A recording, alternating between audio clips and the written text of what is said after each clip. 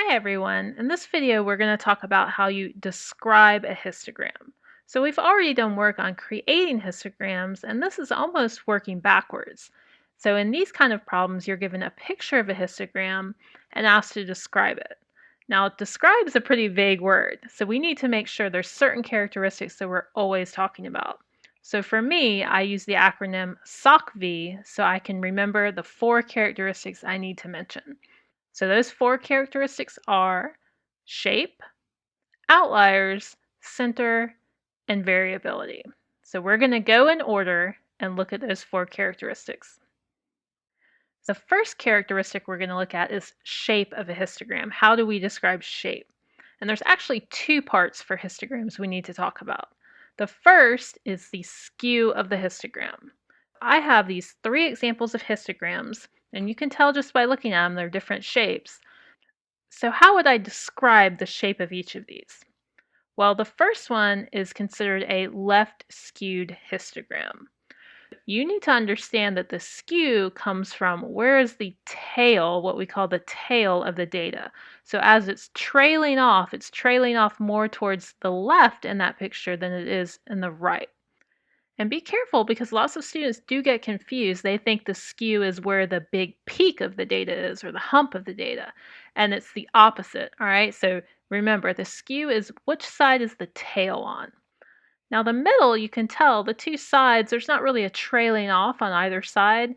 It's pretty symmetric, so guess what? It's called symmetric. It doesn't have to be perfectly symmetric, that rarely happens. So you can see in this picture, it's not totally symmetric, but it's approximately symmetric. So it can be close enough if it's a symmetric shape. Now on the right, it's sort of almost kind of a mirror image of the left. So here, the tail is trailing off on the right side, so that would be a right skewed histogram. Now I will say you want to use qualifiers. So what I mean by qualifiers is you can say words like it is strongly left skewed or it is slightly left skewed. And when it comes to symmetric, we don't ever want to say it's symmetric unless it is perfectly symmetric. So you always want to use a qualifier in front of symmetric. For instance, you could say it is roughly symmetric or it is approximately symmetric. The second aspect of shape that we need to discuss with histograms is called the modality of the histogram. So modality means mode, and remember mode's the most frequently occurring number. So it's tied into that, but it's a little different when we're talking about the shape. So once again, here's some examples of some histograms. The modality basically for our purposes refers to how many peaks there are in the data. So this first one is unimodal because you can tell it just kind of goes up and there's one peak in the middle and then it goes back down.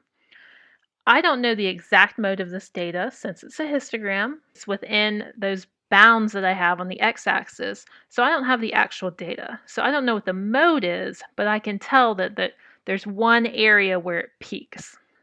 Moving on to my second data display, there's a peak and then it goes down and it goes back up and there's a second peak. So that one we would call bimodal. If there's 2 peaks, it's bimodal.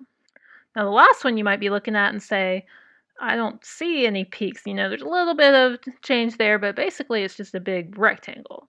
And you are correct. So in that case, when they're all very similar like that, we call it uniform. So it doesn't have to be unimodal or bimodal. It could be uniform. And you might be thinking, well, what if the second one went up and down and up and down? What if it keeps doing that? Because you could have 3, 4, 5 peaks in your data, but anything over 2, we're just going to refer to as multimodal. And to be honest, we don't see that a lot, but if we do, we would say it's multimodal. The next feature of SOCV is O for outliers. And you can tell I threw in unusual features also, because with histograms, there is a little bit more than outliers we need to discuss. Now, I picked this picture on purpose because we talked about how outliers are values that are, much higher or much lower than the bulk of my data. So they seem unusual in that sense. And we also went through a test to figure out if they are outliers. I can't do that test just by looking at a picture. So what do I need to say if I think they might be outliers, but I'm not entirely sure? Maybe in this picture the 80 is an outlier, maybe the 62 is not. I don't know what to say. So here's what we're going to say. Either use the word possible or probable. So you could say there are possible high outliers at 62, 74, and 80, or you can say there appears to be.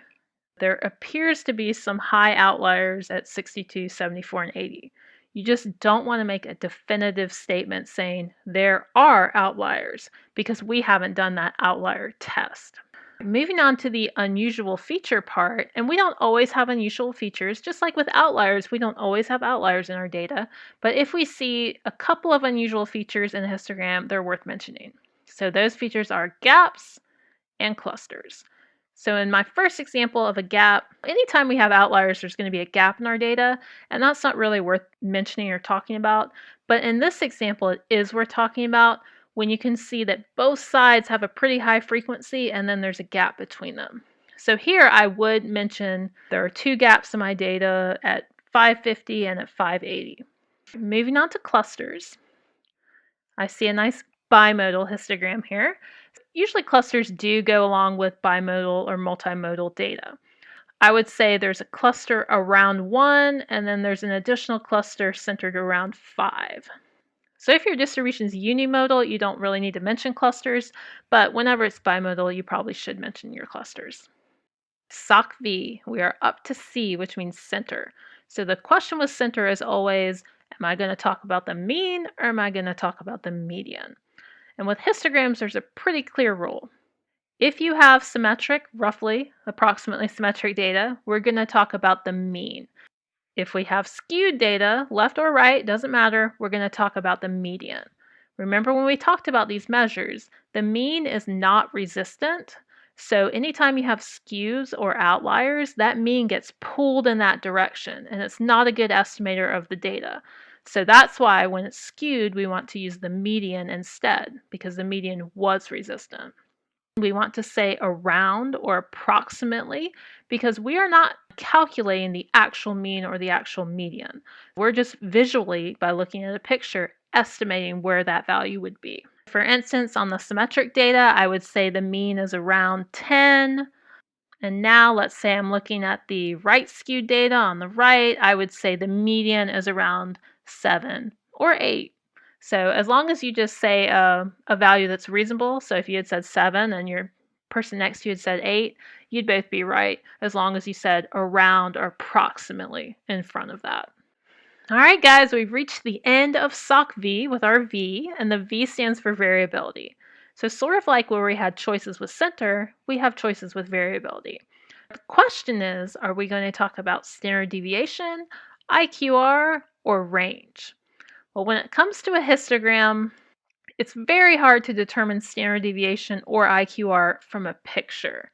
So if I can't use standard deviation or IQR easily from my picture of a histogram, that only leaves my range. Range can only be approximated from a picture. And why is that?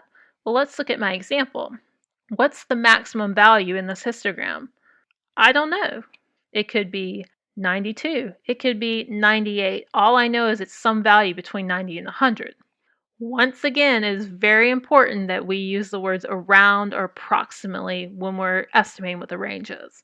To me, the safest thing, like in this picture, I would say the maximums, I would just split the difference. I'd say the maximums around 95, the minimums around 25. So if I subtract them, what I would write as my answer is, for the variability, the range is approximately 70.